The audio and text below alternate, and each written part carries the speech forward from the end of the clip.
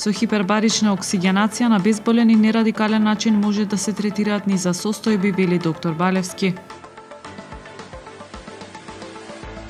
Убеден сум дека контролорите на летање ќе отстапат од најавата за штрајк, правиме се, изјави Денес Бочварски. Екипи на јавното предпријатие Водовод Охрид започнаа со изведба на нова водоводна линија на крак од улицата Васил Главинов. Певчанката Верица Муковска ја доби наградата Бели мугри за најдобра поетска книга од автор до 35 годишна возраст.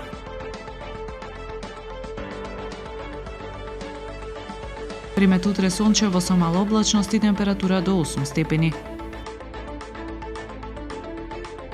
Следевте една минута вести на Охрид Нјуз.